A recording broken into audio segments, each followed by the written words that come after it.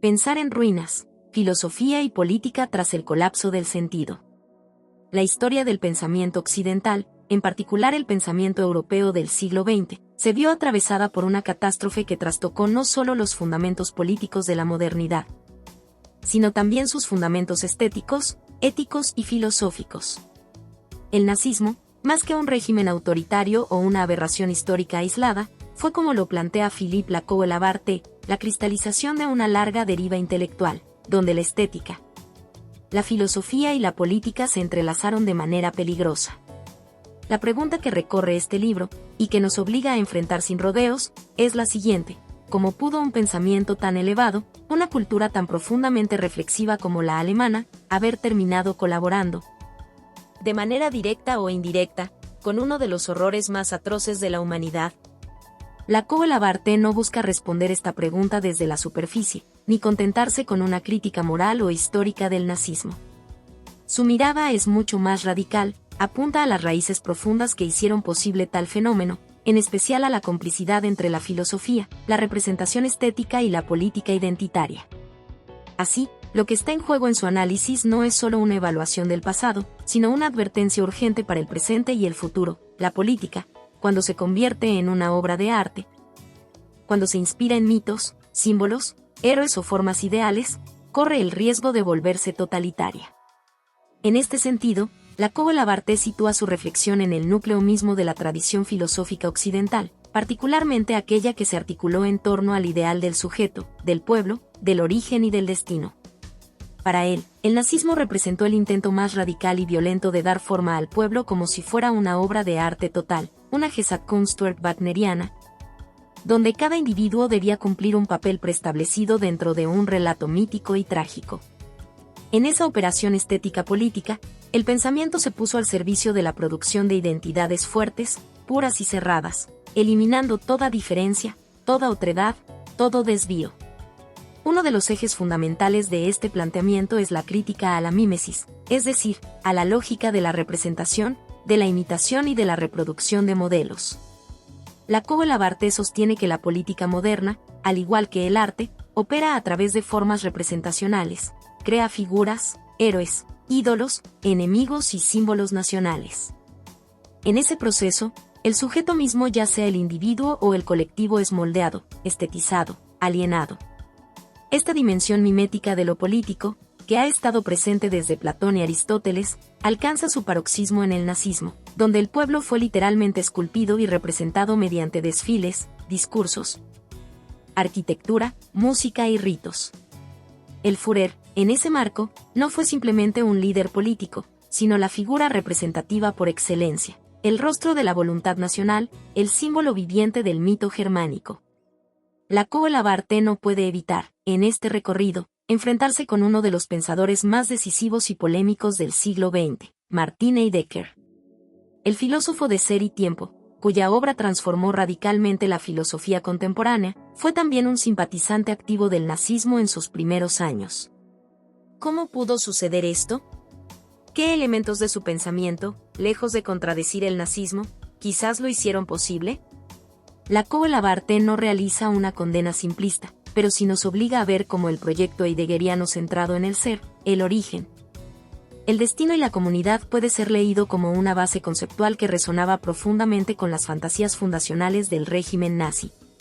En esta línea, la figura de la tragedia griega se convierte en un espejo desde el cual examinar estas tensiones. La tragedia, lejos de ser solo una forma artística, es leída por Lacoue-Labarthe como un modo originario de pensar el vínculo entre el sujeto, el destino y la comunidad.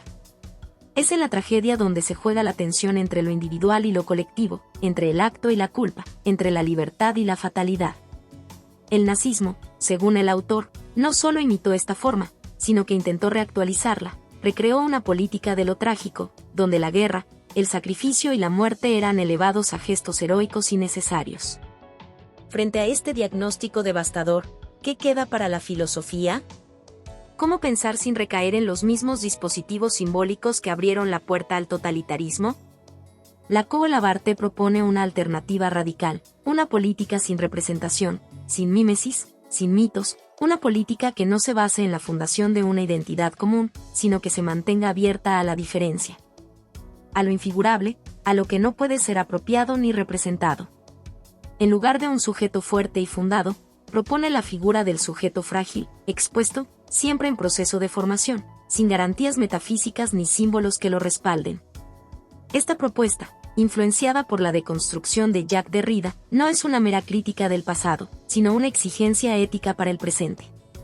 En tiempos donde resurgen discursos identitarios, nacionalistas y estetizados muchas veces bajo formas nuevas, aparentemente democráticas o tecnológicas, el pensamiento de Lacan Labarte nos recuerda que el totalitarismo no comienza con la violencia, sino con una imagen, con un relato, con un ideal. Este libro, entonces, no es solo una lectura del pasado ni una crítica del pensamiento heideggeriano o del nazismo como fenómeno histórico. Es una meditación urgente sobre el modo en que la filosofía, si no se cuida de sus propios fantasmas, puede terminar sirviendo a la barbarie. Es también una invitación a pensar lo político sin fundaciones, sin esencias, sin ídolos. A repensar desde las ruinas, desde el temblor, desde la imposibilidad misma de la representación. Cuando el pensamiento tropieza con la historia. ¿Cómo es posible que el pensamiento más sofisticado de una época se haya entrelazado, sin advertirlo del todo o peor aún, con plena convicción, con uno de los regímenes más violentos y destructivos del siglo XX?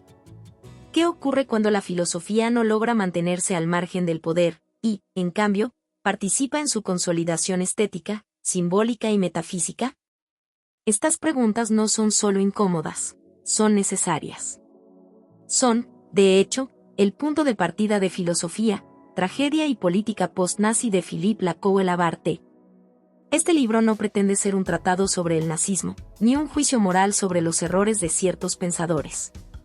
Es, más bien, una indagación perturbadora sobre el modo en que la filosofía, la literatura, el arte y la política se entrelazan en la producción de sujetos, identidades y destinos colectivos. Lacan Labarte nos invita a mirar con atención lo que ocurrió y lo que aún ocurre cuando la política se transforma en espectáculo, cuando la representación reemplaza a la acción, cuando la estética se vuelve el lenguaje del poder.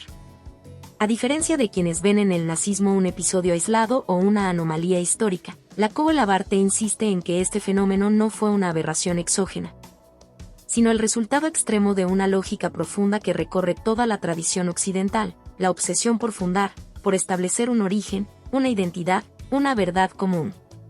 Esta lógica fundacional, que aparece tanto en la metafísica como en el arte, es la que permitió que el nazismo se construyera no solo como una ideología, sino como una mitología moderna, como una obra de arte total que buscó dar forma al pueblo alemán como si fuera una escultura viva.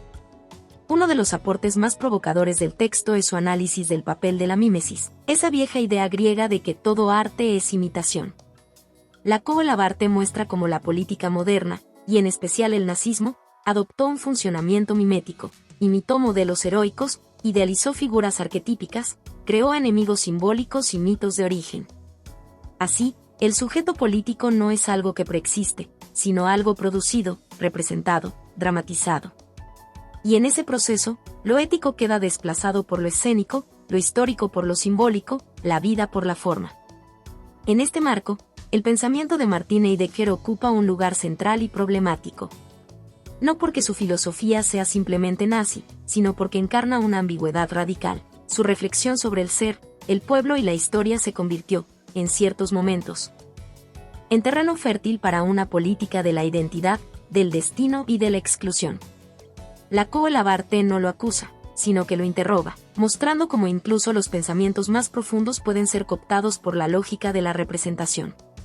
La tragedia griega, tan celebrada por los filósofos como modelo de sabiduría antigua, también es repensada aquí. En lugar de verla como un puro ejercicio literario o estético, Lacan Labarte la aborda como el lugar originario en el que se escenifica el nacimiento de lo político, la tensión entre individuo y comunidad, entre libertad y necesidad. El nazismo, como otros movimientos totalitarios, supo extraer de la tragedia una estructura emocional y simbólica que permitió justificar el sacrificio, el destino, el liderazgo, la guerra. Pero este no es un libro que se detenga en la destrucción.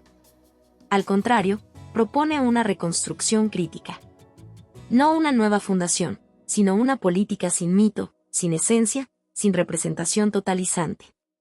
Una política que no se base en la figura del héroe ni en la del enemigo, sino en la apertura a la diferencia, a lo que no puede ser simbolizado, a lo que resiste ser encerrado en un relato. Frente a la política espectáculo, frente a los populismos estéticos, frente a las mitologías de nación o de raza que aún resurgen, Lacan Labarte exige pensar desde el fragmento, desde lo que no encaja. En un mundo donde la imagen ha vuelto a ser el vehículo preferido del poder, donde los líderes se construyen como figuras mediáticas y las naciones como marcas, este libro se vuelve más urgente que nunca. Porque no basta con denunciar la violencia o el autoritarismo, es necesario desarmar las estructuras simbólicas que los hacen posibles. Es necesario repensar el lugar del arte, de la literatura, de la filosofía y, sobre todo, del sujeto. No para fundar una nueva verdad, sino para resistir toda verdad que pretenda imponerse como definitiva. Philippe Lacan Labarte, con una lucidez implacable, nos recuerda que la mayor traición de la filosofía no es equivocarse, sino olvidar que también puede ser cómplice. Y que solo reconociendo esa posibilidad, esa sombra que habita incluso en el pensamiento más noble, podemos abrir el camino hacia una política verdaderamente ética, sin imágenes salvadoras, sin identidades absolutas, sin mitos redentores. El legado imposible pensar después del nazismo. El pensamiento europeo del siglo XX se desplomó sobre sí mismo con el peso insoportable de una herencia que no había previsto, pero que ayudó a gestar.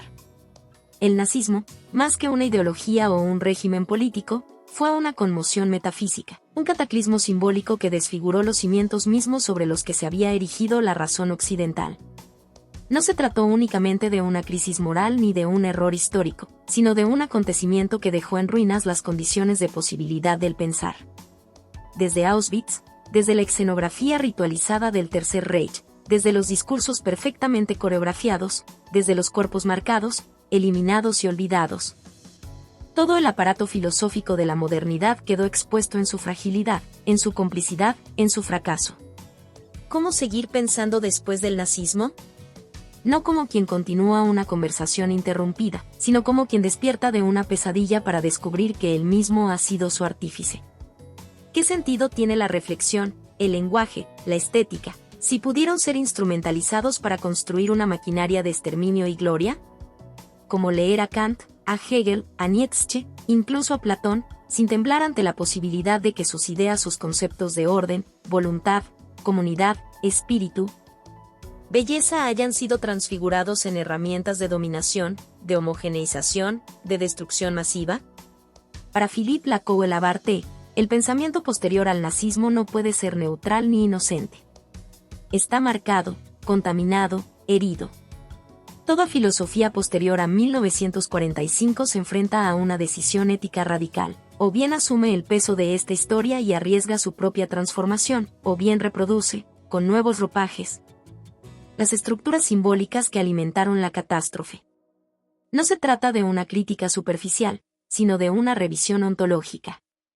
El problema no está solo en los contenidos ideológicos, sino en la forma misma del pensamiento, en su estructura representacional, en su pretensión de totalidad, en su deseo de fundar y dominar. En este sentido, el nazismo no fue simplemente un error político, sino una forma de estetización total de la existencia. Fue un proyecto de mímesis absoluta, un intento por convertir al pueblo, a la historia, a la nación, en una obra de arte viviente. La política se transformó en escenografía, la identidad, en una máscara, el líder, en un ícono sagrado.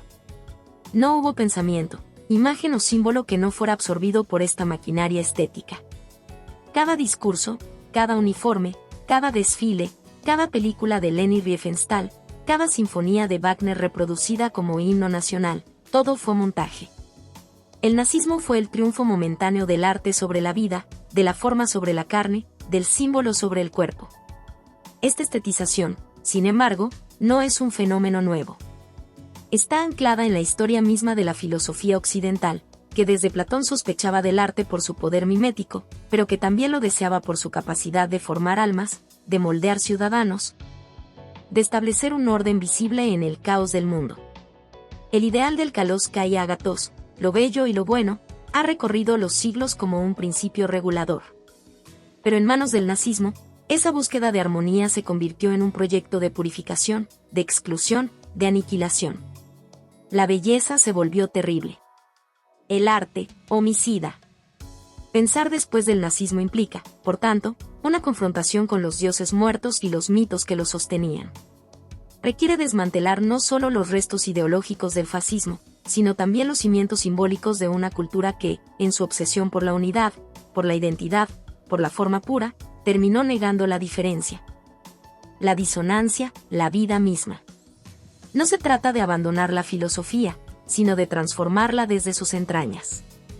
De asumir que cada concepto puede ser arma o refugio, que cada metáfora puede abrir una herida o cerrarla en falso. Pero esta tarea no es únicamente crítica. Es, también, existencial. Porque pensar en el vacío dejado por el nazismo es enfrentarse a la muerte de toda inocencia, a la imposibilidad de continuar como si nada hubiera ocurrido, a la necesidad de mirar al abismo sin apartar la mirada. La Kohl-Abarthe no ofrece consuelo, sino desafío. Nos obliga a sostener la mirada en las ruinas y a reconstruir el pensamiento no desde el orden, sino desde la pérdida. Desde el duelo. Desde la responsabilidad. Esa responsabilidad no es solo la del pensador. Es la del sujeto moderno en su conjunto. Porque el nazismo no fue obra de monstruos, sino de personas. No surgió en los márgenes de la civilización, sino en su centro. Fue articulado por intelectuales, justificado por filósofos, embellecido por artistas, obedecido por ciudadanos. El campo de concentración no es un lugar extraño al pensamiento, es su reverso posible, su sombra. Auschwitz es la prueba de que el pensamiento, si no se interroga a sí mismo, puede volverse campo de exterminio. Y, sin embargo, la Kohl-Abarthe no se detiene en el horror. Su gesto es afirmativo, aunque desgarrador. Porque en medio de las ruinas aún queda algo por hacer, volver a pensar. Volver a vivir. No como antes, sino de otro modo. Sin mitos, sin totalidades, sin ídolos. Con una nueva conciencia del límite, de la fragilidad, de la exposición al otro. Esa es la tarea de una filosofía verdaderamente post-nazi, no repetir, no representar, no fundar. Sino escuchar, abrir, resistir. Es desde este lugar de despojo, desde esta radical intemperie, que puede nacer otro pensar. Uno que no aspire a dominar, sino a acompañar. Que no busque cerrar el sentido, sino sostener su ambigüedad. Que no pretenda salvar al mundo, pero que al menos se niegue a volver a traicionarlo. Pensar después del nazismo no es clausurar la historia, es abrirla. No es buscar nuevas certezas, sino aprender a habitar la incertidumbre con dignidad, con cuidado, con valentía. Porque solo desde la caída es posible una afirmación más verdadera. Porque solo desde la herida puede nacer otra forma de existencia. Porque solo mirando a los ojos del horror podemos decidir, una vez más, apostar por la vida. La estetización de la política cuando la belleza se vuelve mortal. Hay momentos en la historia en que la política deja de ser simplemente el arte de organizar lo común y se convierte en un espectáculo total, en un ritual hipnótico donde las masas no deliberan, sino que aplauden. No discuten, sino que marchan, no piensan, sino que se entregan. El nazismo fue uno de esos momentos, pero no cualquier momento, fue el ápice, la culminación atroz de un proceso de estetización absoluta del poder, en el que la realidad fue disuelta en símbolo, el pueblo transformado en figura mítica, y la muerte elevada al rango de estética sublime.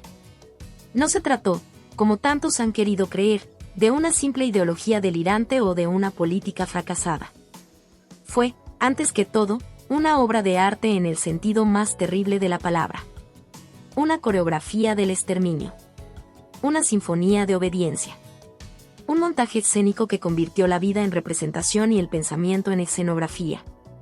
Philippe Kohl-Abarthe nos lanza de bruces contra esta verdad insoportable, que el nazismo no se impuso únicamente por su aparato militar ni por su capacidad de coacción, sino por la seducción de sus formas.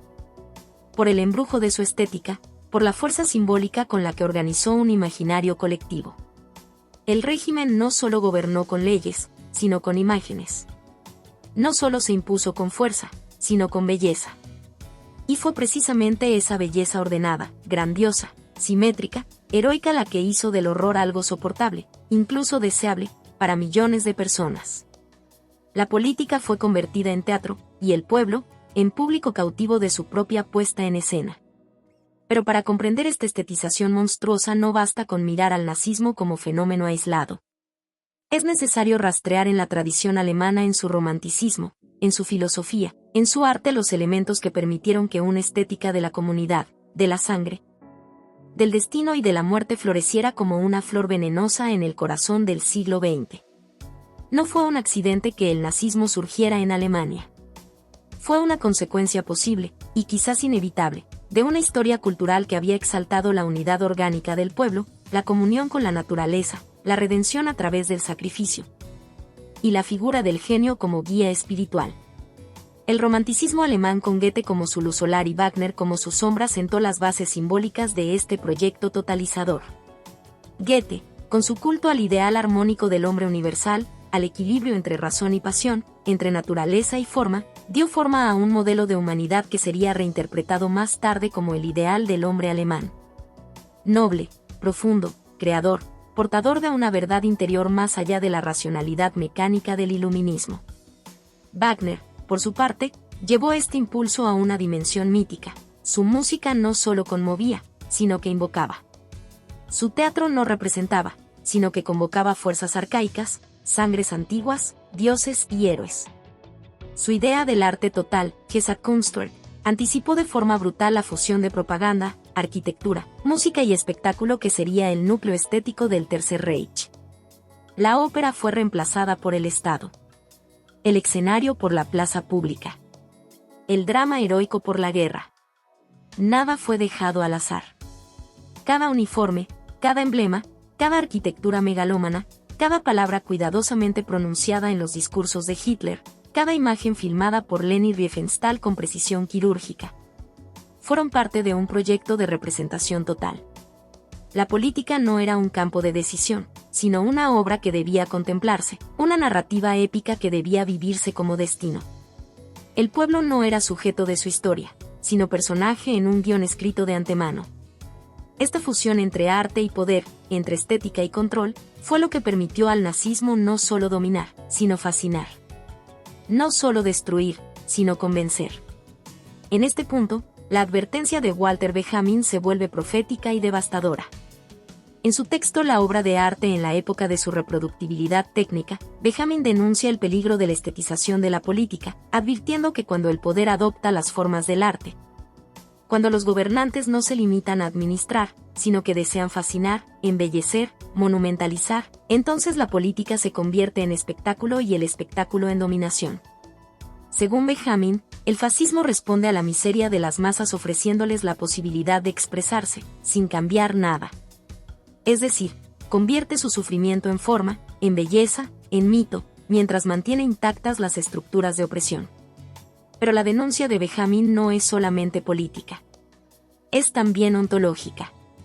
Porque en la estetización de la política se juega la posibilidad misma de la vida y de la muerte.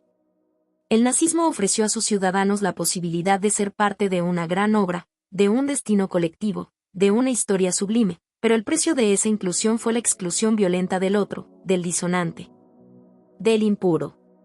La belleza fue construida sobre el cadáver. La armonía sobre el silenciamiento. El orden sobre el grito sofocado de los millones que no entraban en el encuadre de la imagen. El problema de fondo es que esta lógica estética no ha desaparecido. Hoy, como ayer, los líderes comprenden que gobernar es, también, una cuestión de imagen, de relato, de escena. Las campañas políticas se montan como tráilers de películas épicas. Los partidos se convierten en marcas. Las ideologías se resumen en eslogans. La política no convence con argumentos, sino con efectos.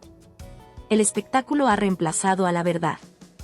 Y el público, nosotros, muchas veces agradece esa comodidad, esa simplicidad, ese embrujo. Frente a este peligro, la Cola Barté nos exige un pensamiento que resista la imagen. Que desconfíe de la forma perfecta. Que rompa con la fascinación. Que recupere lo informe, lo que no puede representarse, lo que escapa al montaje. Porque donde hay forma total, ya no hay vida. Donde hay símbolo cerrado, ya no hay sujeto. Donde todo está escenificado, ya no hay espacio para la libertad, solo para el papel asignado. Pero esta resistencia no puede ser solo negativa. No basta con desenmascarar. Es necesario afirmar. Afirmar otro modo de habitar la política. Una política que no sea escenografía, sino escucha. Que no imponga una forma única, sino que acoja la multiplicidad irreductible de las voces.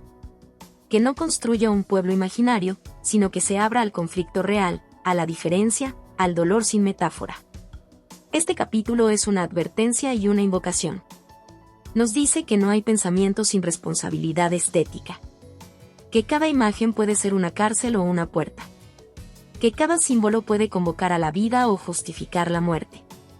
Que la belleza no es inocente, y que solo una política que renuncie al espectáculo puede aspirar a ser verdaderamente humana. Pensar después del nazismo es, también, aprender a ver sin ser hipnotizados. Es mirar la imagen y preguntarnos qué oculta.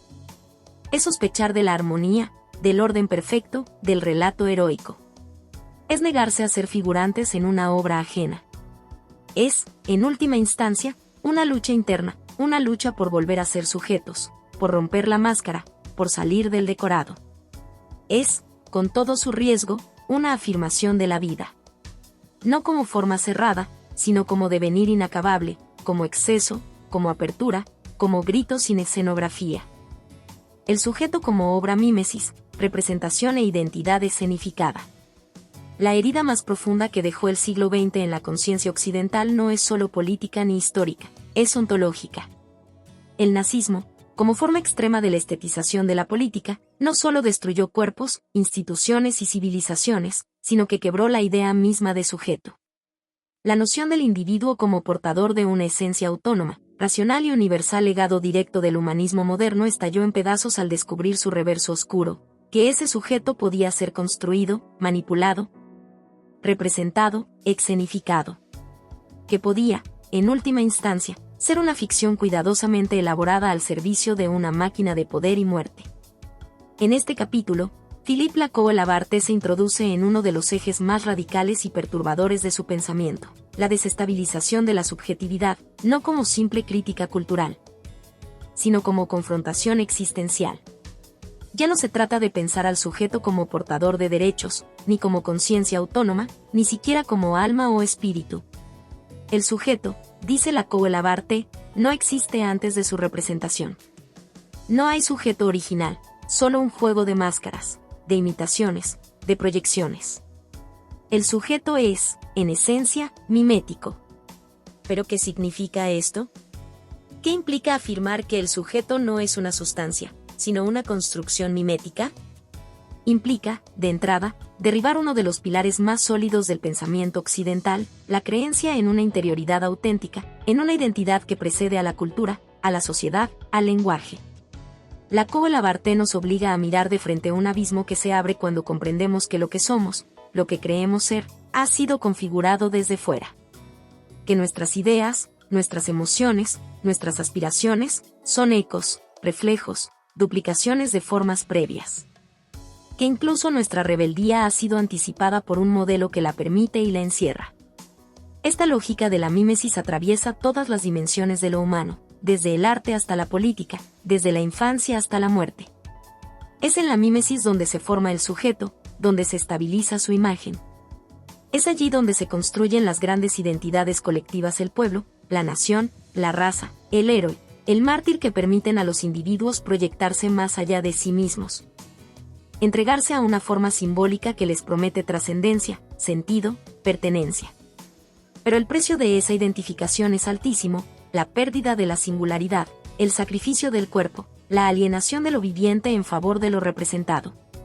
En la política moderna, esta lógica mimética se vuelve la herramienta central de construcción de la legitimidad. Los líderes no gobiernan, representan. No deciden, encarnan. Son figuras escénicas que condensan los anhelos, miedos y pulsiones de una colectividad que necesita verse reflejada, verse confirmada, verse dramatizada. El pueblo no es una realidad objetiva, es una ficción escénica, una unidad imaginaria que debe ser reiteradamente representada para mantener su coherencia. La nación no preexiste, es una invención sostenida por himnos, monumentos, banderas, relatos históricos, enemigos necesarios. El poder moderno, entonces, no se sostiene únicamente en la fuerza, sino en la capacidad de crear formas miméticas que capturen la imaginación. No gobierna cuerpos, gobierna imágenes. El ciudadano moderno no es tanto un sujeto de derechos como un espectador interpelado por representaciones que le indican quién debe ser, cómo debe amar, qué debe temer, qué debe odiar, a qué debe aspirar. La política se transforma en dramaturgia, el Estado, en director de escena, el ciudadano, en actor obediente o espectador entusiasta. En esta lógica, la libertad se vuelve un papel asignado, y la subjetividad, un guión aprendido. Y sin embargo, esta crítica no es un simple ejercicio de denuncia. No se trata de concluir que todo es falso, que no hay verdad, que la vida es un teatro vacío. No. El pensamiento de Lacan Labarte es mucho más exigente, más profundo, más peligroso. Porque nos empuja a asumir que si el sujeto es mimético, entonces nuestra tarea no es descubrir una esencia oculta, sino intervenir en los procesos de representación. Devenir conscientes del teatro. Tomar posición dentro de la escena. Romper el guión. Reescribir la forma desde dentro. Aquí aparece una lucha silenciosa pero feroz, la lucha entre la mímesis como captura y la mímesis como posibilidad. Porque si toda identidad es representación, entonces la identidad no está fijada. Puede ser transformada, desplazada, fracturada.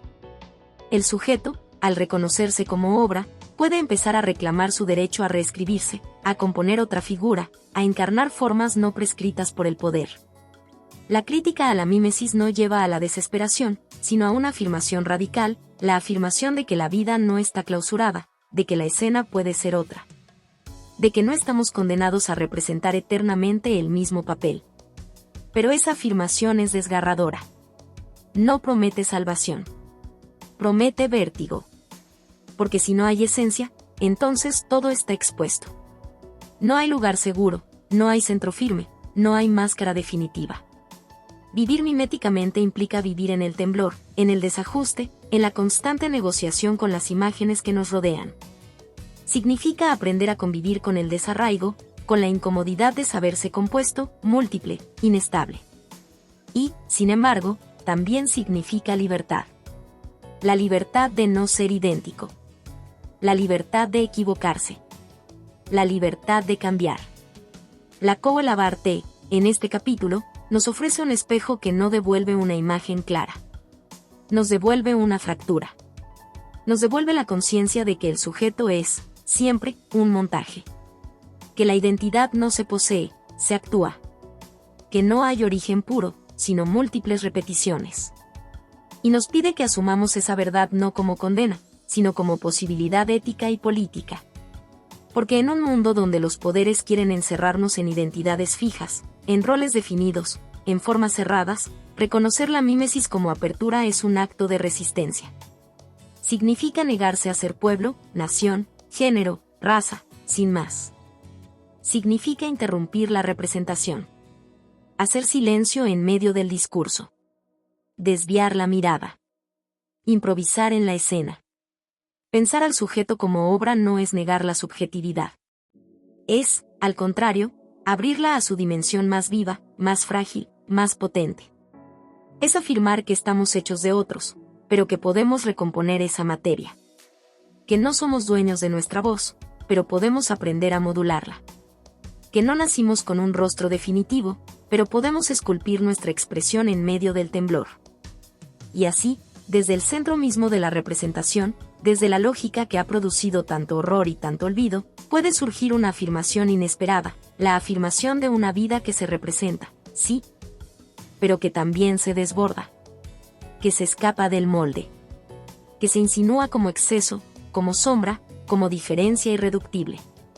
Una vida que, aún en medio de la escena, se niega a ser solo imagen, que insiste en ser presencia, cuerpo, acontecimiento.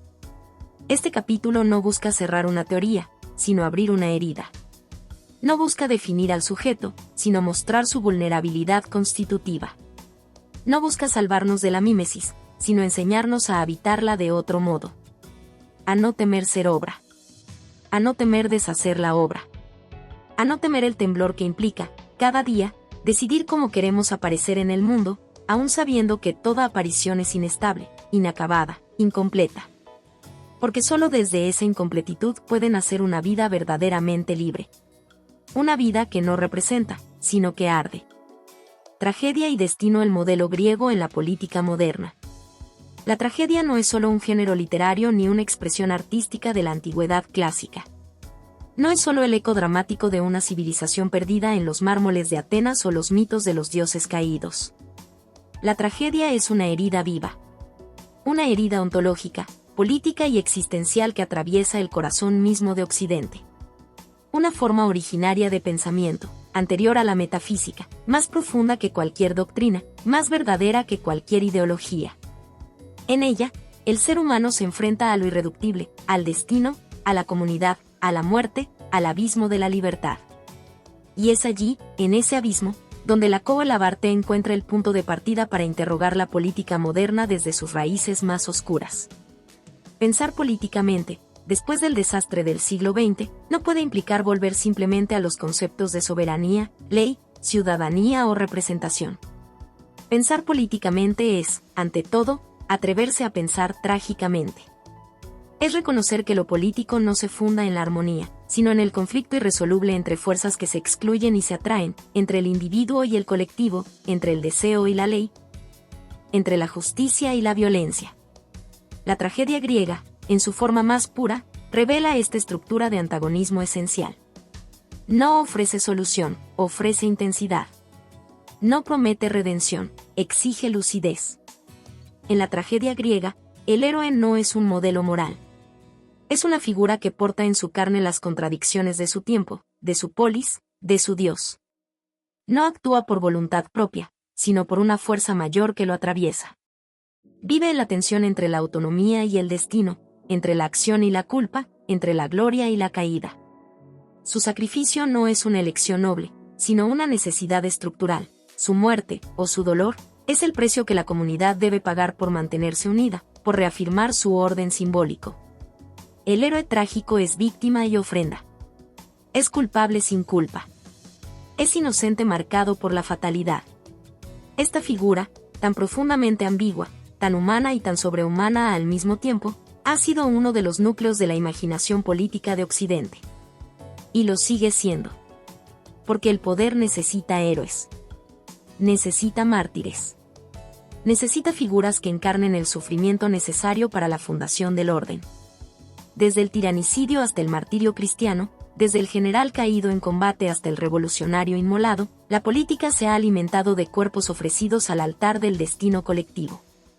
Y es en este punto donde la Koh-Labarthe introduce una advertencia tan brutal como urgente: la tragedia puede ser reapropiada. Puede ser pervertida.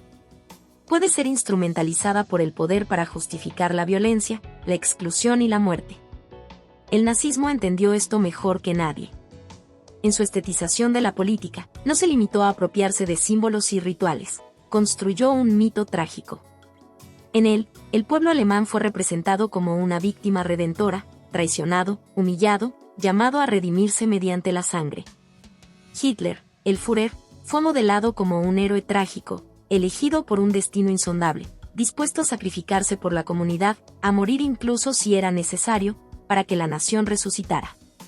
No fue un político moderno, fue un personaje teatral, un Agamenón perverso, un Edipo al revés, un Prometeo sin compasión. Este uso del imaginario trágico no fue un accidente. Fue una operación estética y simbólica cuidadosamente planeada. El lenguaje del sacrificio, de la culpa colectiva, de la purificación por el fuego, atravesó todos los discursos del Tercer Reich. El enemigo no era simplemente una amenaza, era una mancha, una impureza, una sombra que debía ser erradicada para que la comunidad pudiera renacer. En ese marco, los campos de concentración no fueron meros espacios de exterminio, fueron lugares rituales, donde la muerte se transformó en espectáculo, en pedagogía del terror, en acto sacrificial necesario. Y así, la tragedia se volvió totalitaria. La Koh-Labarthe, al desentrañar esta lógica, no busca destruir la herencia trágica, sino salvarla de su perversión. Nos recuerda que la tragedia, en su origen, no era propaganda. No era justificación de la violencia. Era, al contrario, una forma de confrontar el poder con sus límites. Una forma de decir: hay fuerzas que ninguna ley puede dominar. Hay pasiones que ningún orden puede pacificar. Hay zonas del ser que ningún discurso puede capturar. La tragedia era una escuela de humildad. Un recordatorio de que la polis no puede abolir el destino, de que la justicia siempre está contaminada por la culpa, de que toda comunidad se funda sobre una exclusión imposible de purificar. Recuperar esa dimensión trágica del pensamiento político es, para Lakovo Labarthe, una tarea urgente. En una época donde los discursos hegemónicos buscan eliminar el conflicto, prometer la transparencia total, borrar la ambigüedad del sujeto, la tragedia nos obliga a mirar de nuevo hacia lo irremediable. Nos recuerda que todo acto político es un acto arriesgado. Que toda decisión implica una pérdida. Que toda identidad colectiva exige un resto sacrificado. Pero también nos ofrece otra posibilidad, la posibilidad de no olvidar. De mantener viva la memoria del dolor. De construir una comunidad no sobre el mito de la pureza, sino sobre la conciencia de nuestra fragilidad compartida. Este capítulo no es una teoría sobre el teatro antiguo. Es un combate filosófico. Un grito lanzado contra la máquina política que convierte a los seres humanos en personajes, en máscaras, en cifras de una narrativa ajena. Es una invitación a recuperar el temblor trágico, a hacer del pensamiento un escenario donde el ser se arriesga, donde el dolor no se esconde, donde la vida no se reduce a función. Porque solo en ese temblor puede surgir una política no totalitaria. Una política que no exija sacrificios absolutos. Una política que no sepa de héroes, sino de rostros.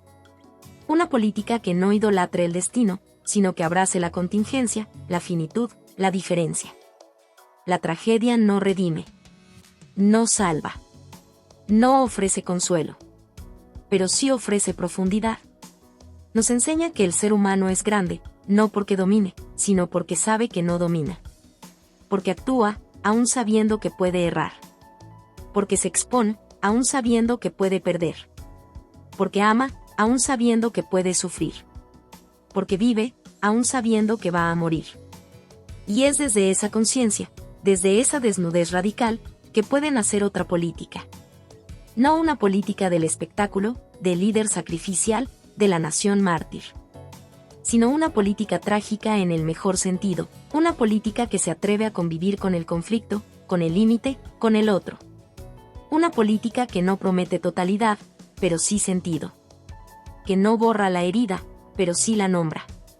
Que no elimina el destino, pero sí lo interroga. Pensar trágicamente, hoy, es un acto de resistencia. Una afirmación radical de la vida, no como plenitud, sino como riesgo, como acontecimiento, como apertura. Es aprender a vivir sin garantías. A construir comunidad sin sacrificios. A amar sin mitologías. A pensar sin ídolos. Es, en última instancia, volver a ser humanos en un mundo que nos quiere estatuas. Heidegger y la complicidad del pensamiento. Sumergirse en el pensamiento de Martin Heidegger es adentrarse en un abismo, en una profundidad insondable donde la luz se fragmenta y las sombras se extienden con una intensidad perturbadora.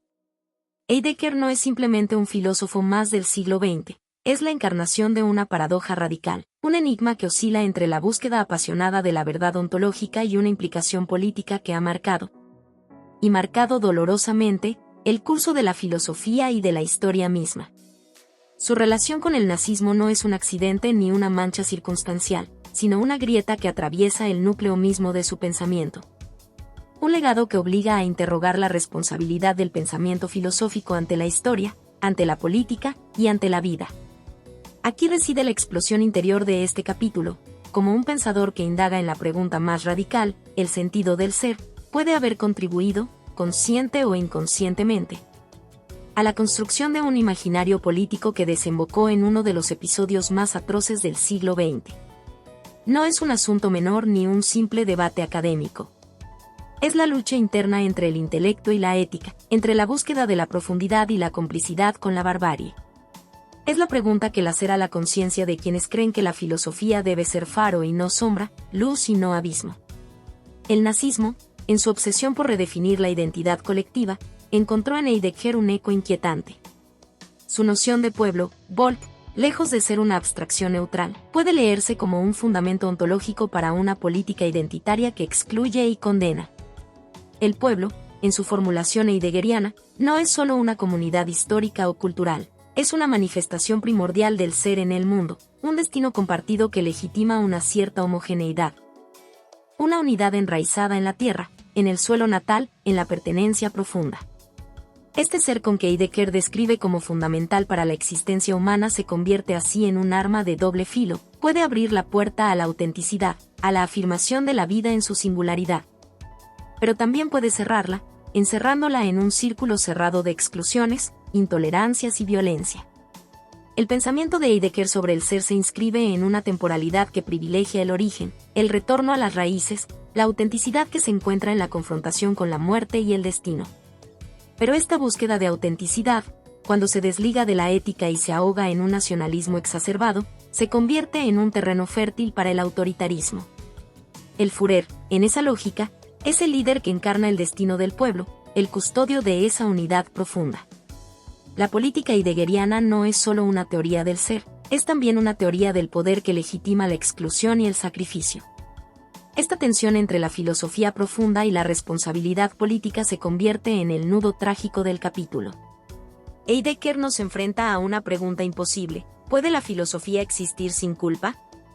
¿Puede el pensamiento radical liberarse de sus consecuencias históricas? ¿Hasta qué punto el pensar sobre el ser puede separarse del pensar sobre el poder y la ética? El filósofo, al mirar hacia el abismo del ser, parece haber mirado también hacia el abismo de la política sin apartar la vista, sin denunciar la sombra que allí se gestaba. La lucha interna que atraviesa este capítulo no es solo la de Heidegger, sino la de toda filosofía que quiere ser verdadera y no cómplice. Es el drama de la palabra que se vuelve arma, de la idea que se convierte en dogma, de la búsqueda de sentido que termina justificando el sinsentido de la violencia y la opresión. La Kohlabarte no pretende resolver esta paradoja, pero sí dejarla abierta, viva, para que el pensamiento contemporáneo no olvide la lección dolorosa: el pensar no es inocente. Este capítulo es un llamado a la transformación radical del pensamiento, a una filosofía que no se limite a explorar el ser, sino que se comprometa con la vida, con la justicia, con la humanidad en su fragilidad y complejidad. Heidegger nos recuerda que la profundidad puede ser peligrosa, que el abismo puede seducir y devorar, pero también que la única respuesta digna es la lucha incansable por una conciencia crítica, por una afirmación de la vida que no ignore el dolor ni la historia. En ese sentido, el capítulo se convierte en un grito filosófico y existencial: no basta con pensar, hay que pensar con responsabilidad, con valentía, con una voluntad que transforme la oscuridad en luz, la complicidad en resistencia, la tragedia en posibilidad. Porque sólo así podrá la filosofía ser, verdaderamente, un acto de afirmación radical de la vida y un faro que ilumine la noche más profunda de la condición humana. Contra la fundación, deconstrucción del mito político. En el corazón palpitante de la filosofía política contemporánea, se alza una exigencia urgente, casi visceral: desmontar los cimientos sobre los cuales se ha edificado la noción misma de sujeto y pueblo como entidades metafísicas, eternas, inmutables. Este capítulo no es un mero ejercicio académico ni un simple despliegue teórico, es un desafío explosivo, un acto de rebelión conceptual contra la tentación fatal de la fundación.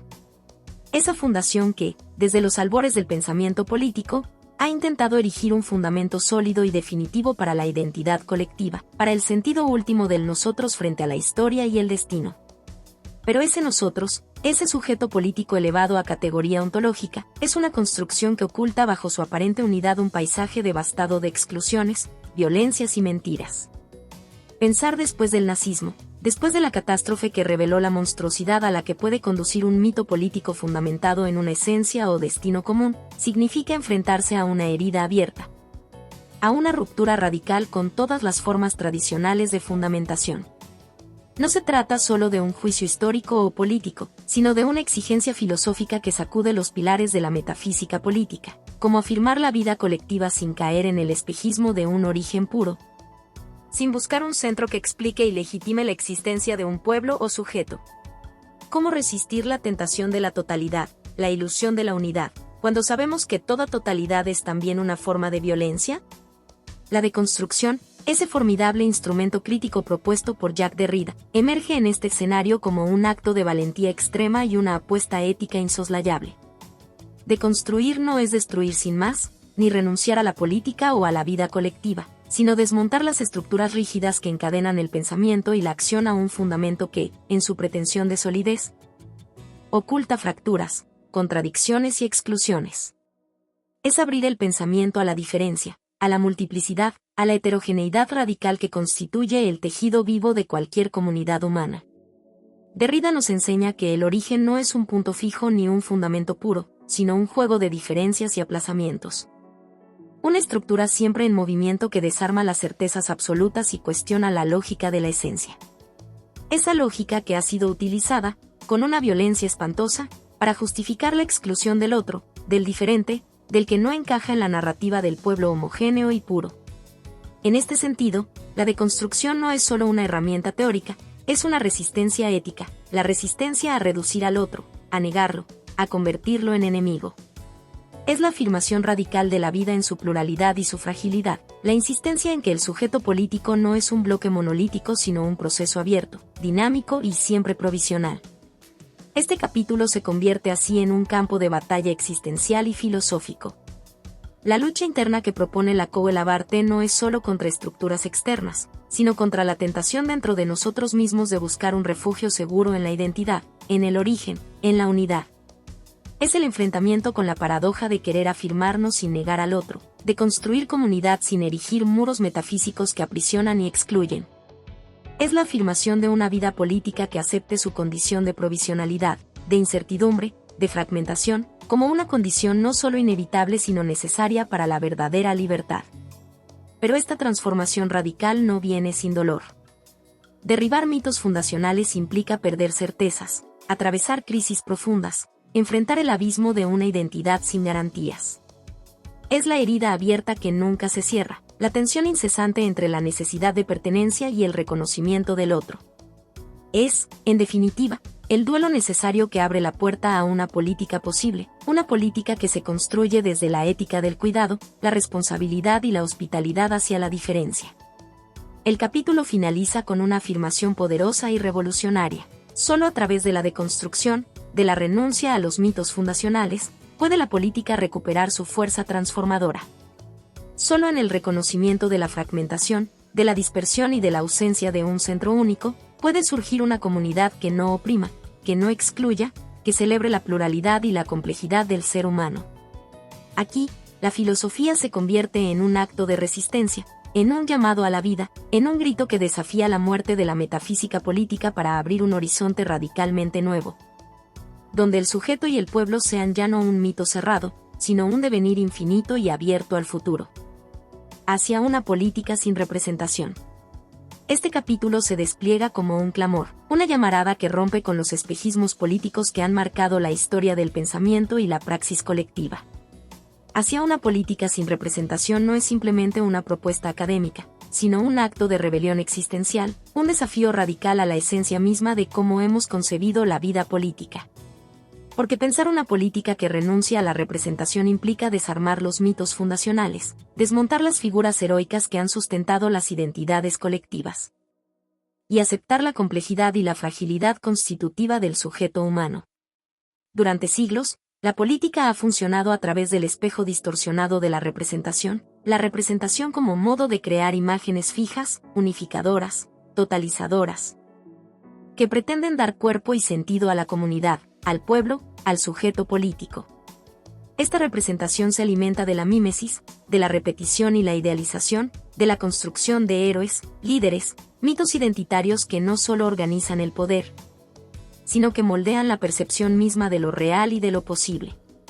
Pero en ese proceso se anula la diferencia, se niega la fragilidad, se borra la incompletitud, se aprisiona la vida en símbolos que inevitablemente se vuelven opresivos. Hacia una política sin representación es, entonces, una invitación urgente a quebrar esas imágenes cristalizadas, a romper con la ilusión de totalidad que la representación ha engendrado. Es la afirmación de que la política auténtica no puede ni debe fundarse en un sujeto pleno, homogéneo, héroe de su propia epopeya, sino en un sujeto expuesto, fragmentado, vulnerable, que no busca sellar su identidad sino evitar la incertidumbre, el vacío, la falta.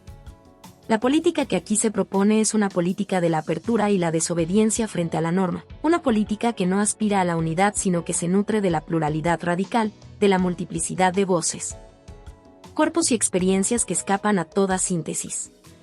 Este sujeto político, lejos de ser un portador de un destino manifiesto o de un relato unívoco, se constituye en la fragilidad misma, en la incompletitud que nunca se resuelve ni se cierra. En esa fragilidad reside una fuerza radical, una capacidad revolucionaria que no proviene del poder o la dominación, sino de la exposición y el reconocimiento de la vulnerabilidad común.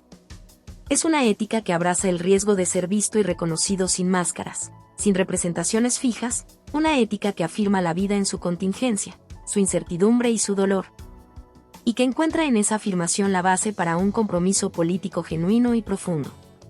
La filosofía, en este marco, se convierte en la resistencia última contra toda forma de totalidad simbólica.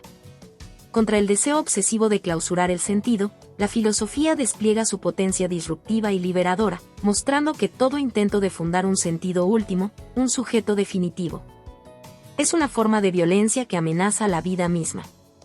La filosofía no ofrece respuestas cerradas ni refugios seguros, sino que abre preguntas, problematiza certezas y provoca una tensión constante con lo establecido. Así, se convierte en una fuerza de transformación radical, una insistencia implacable en la necesidad de repensar el mundo político desde los márgenes, desde lo fragmentado y lo abierto. Este capítulo, por tanto, no es una conclusión sino un llamado a la lucha interna y colectiva, a la afirmación de una política que no busca la gloria del poder ni la belleza del mito, sino la vida concreta. La coexistencia imposible pero necesaria, el diálogo infinito entre diferencias irreductibles.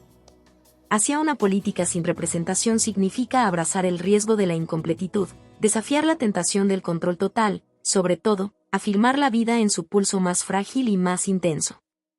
La transformación radical que aquí se propone es un renacimiento, dejar morir las viejas certezas para que algo nuevo pueda emerger, sin ataduras ni simulacros. Es la esperanza encendida en medio de la ruina, la fuerza que brota del desgarro para abrir caminos inéditos, la pasión que impulsa a una nueva forma de vivir y pensar lo político, no como dominio o repetición, sino como creación continua, como devenir colectivo que desafía el olvido y la muerte. En este devenir, la política y la filosofía se entrelazan para revelar la verdad más profunda, que la vida, con toda su fragilidad y su complejidad, es el único fundamento posible para cualquier proyecto de sentido y comunidad. La condición humana en el contexto político y filosófico que hemos atravesado, especialmente a partir del legado oscuro del nazismo, implica enfrentarnos a preguntas que incomodan, desestabilizan y desnudan las convicciones más arraigadas de nuestra existencia. Nos obliga a mirar de frente la historia, no como una mera sucesión de hechos distantes o abstractos, sino como un espejo inquietante que revela las sombras más profundas del alma humana y las grietas invisibles de nuestras sociedades. Esta reflexión no es un ejercicio académico frío, sino un llamado urgente a despertar, a abandonar la comodidad de las certezas construidas sobre la ilusión de unidad y control, para asumir la complejidad radical que habita en cada uno de nosotros y en la trama colectiva que tejemos día a día. Pensar después del nazismo es aceptar que la política y el pensamiento no pueden eludir la responsabilidad ética y existencial que surge de haber presenciado, y en muchos casos facilitado, la maquinaria de la destrucción masiva, la deshumanización y el exterminio. No basta con condenar desde la distancia, es necesario comprender cómo se gestaron esos procesos, como la estetización del poder, la construcción mimética de identidades colectivas y la exaltación trágica del destino y el sacrificio, crearon un caldo de cultivo para el horror. Esta comprensión es dolorosa, porque implica reconocernos en aquello que repudiamos, enfrentarnos a la posibilidad de que la violencia, la exclusión y la dominación no son aberraciones externas, sino grietas internas de nuestro ser y de nuestras sociedades. La insistencia en desmontar los mitos fundacionales, en cuestionar la idea de un sujeto político esencial y homogéneo, no es un acto nihilista ni de desesperanza. Por el contrario, es una afirmación profunda de la vida en su dimensión más auténtica, la vida fragmentada, vulnerable, abierta a la transformación y al encuentro con el otro en su irreductible diferencia. Esta política sin representación nos desafía a abandonar los confortables refugios del poder simbólico, a renunciar a la seguridad ilusoria que ofrecen las identidades fijas y los relatos heroicos, para adentrarnos en un territorio incierto, donde la fragilidad no es debilidad, sino la fuente de una fuerza revolucionaria que puede abrir nuevos caminos de convivencia y sentido. Esta reflexión invita a una lucha interna que no puede eludir la dimensión ética, el reconocimiento del otro como un ser que no puede ni debe ser subsumido bajo nuestras categorías o representaciones. Solo desde ese reconocimiento radical de la alteridad podemos imaginar una política que no sea repetición del poder, sino creación de nuevas formas de vida, donde la diversidad, la incertidumbre y la apertura sean las bases para la construcción de comunidad. Pero esta lucha no es solo externa, es también un combate consigo mismo, con las propias sombras, con el deseo de controlar, dominar y definir el sentido último de la existencia. Por eso, pensar y actuar políticamente hoy implica una transformación radical, un renacimiento que nace del dolor y la conciencia profunda de nuestra fragilidad. No hay vuelta atrás hacia sistemas totalizadores ni hacia fantasmas de identidad cerrada. La única esperanza viable está en la filosofía como resistencia, la filosofía que no busca respuestas definitivas, sino que despliega preguntas, problematiza certezas y nos obliga a una insaciable vigilancia ética frente a cualquier forma de totalidad simbólica. Esta filosofía es una forma de cuidado de la vida, un acto de amor y rebeldía que afirma la existencia en toda su complejidad y precariedad. Finalmente, esta reflexión es un llamado a la responsabilidad colectiva y personal. Nos invita a repensar no solo la política y el pensamiento, sino también nuestra manera de habitar el mundo, de relacionarnos con los otros y con nosotros mismos. Nos desafía a vivir con la conciencia de que somos, todos y cada uno, portadores de una historia que puede ser tanto de destrucción como de creación, de sometimiento o de liberación. La historia nos llama a no repetir los errores del pasado, pero también a no renunciar a la potencia de la vida que surge en la confrontación con la muerte, en la aceptación del sufrimiento y en la capacidad de transformar el dolor en fuerza. En esa tarea está la verdadera tarea de la filosofía, de la política y de nuestra existencia: construir, a partir de la fragilidad, un futuro donde la vida sea afirmada con toda su intensidad, incertidumbre y belleza radical. El peso del legado nazi. En el pensamiento político y filosófico contemporáneo es enfrentarse a un abismo donde la luz y las sombras se entrelazan en una danza inquietante y urgente. Este legado no es solo un capítulo oscuro en la historia, sino una herida abierta en la conciencia colectiva que no puede ni debe ser ignorada ni olvidada. Nos desafía a mirar sin velos ni atenuantes como las pulsiones humanas más profundas, el poder, el miedo, el ansia de pertenencia y el deseo de trascendencia. Pueden degenerar en formas monstruosas de violencia y destrucción cuando se encarnan en mitos totalizadores y representaciones absolutas. Esta reflexión es un acto de coraje. Implica admitir que la filosofía y la política no son terrenos neutrales ni meras abstracciones académicas, sino campos de batalla donde se juega la dignidad, la libertad y la vida misma. Es reconocer que el pensamiento no puede evadir su responsabilidad, que pensar después del nazismo significa situarse en el cruce de las contradicciones más dolorosas, entre la búsqueda de sentido y la tentación del poder, entre la afirmación de la vida y la pulsión de muerte, entre la identidad y la diferencia. El nazismo nos muestra brutalmente el peligro de convertir la política en espectáculo, la identidad en máscara, la comunidad en maquinaria de exterminio. Esta estetización del poder, que transforma la realidad en un escenario de representación, revela cómo las figuras heroicas, los símbolos y los mitos pueden ser armas letales cuando se imponen como verdades únicas e incuestionables. La tragedia no solo está en la historia que se vivió, sino en la persistencia de esos patrones en nuestras formas actuales de pensar y actuar políticamente. Por eso, desmantelar esos mitos no es solo un ejercicio intelectual, sino una tarea ética y vital, una resistencia frente a cualquier forma de totalitarismo, explícito o latente. Pensar en una política sin representación es asumir la radical fragilidad del ser humano, es abandonar la ilusión de un sujeto pleno y omnipotente para abrazar la complejidad y la vulnerabilidad que nos constituyen. Esta política no teme a la diferencia ni a la discontinuidad, sino que la celebra como fuentes de riqueza y de posibilidades infinitas. En ella, la vida se afirma no a través del dominio ni del control, sino a través del reconocimiento mutuo en la fragilidad compartida, en la exposición honesta y sin máscaras. Esta reflexión debe hacer eco en lo más profundo de nuestra existencia, porque plantea la urgencia de una transformación radical, no solo de las estructuras políticas, sino de nuestra manera de ser y estar en el mundo. Nos llama a abandonar la comodidad de las certezas absolutas y a aceptar la tensión productiva de la incompletitud y la duda. Nos desafía a vivir con la conciencia de que el futuro no está dado ni asegurado, sino que se construye día a día. En la pequeña y constante tarea de afirmar la vida frente a la sombra permanente de la muerte y la destrucción. En última instancia, esta reflexión es un llamado a la responsabilidad individual y colectiva. Nos invita a ser vigilantes y críticos, a no permitir que las formas simbólicas se conviertan en prisiones, y a cultivar una filosofía y una política que sean a la vez acto de resistencia y afirmación vital. Porque solo desde esa doble tensión, desde esa lucha interna y externa, podremos abrir caminos para una convivencia posible, donde la vida se celebre en su fragilidad y su potencia, y donde la memoria de los horrores pasados nos impulse a crear un mundo verdaderamente humano, plural y libre. Hola a todos. Si te ha gustado esta historia, déjame un comentario y cuéntame qué parte te atrapó más o qué emociones despertó en ti. No olvides suscribirte al canal, activar la campanita y darle me gusta. Tu apoyo nos ayuda a seguir creando contenido emocionante y lleno de emociones. ¿Qué otros temas de historias te gustarían ver en el canal? Tus ideas podrían inspirar nuestra próxima trama con giros inesperados. Gracias por acompañarnos, nos vemos en el próximo video.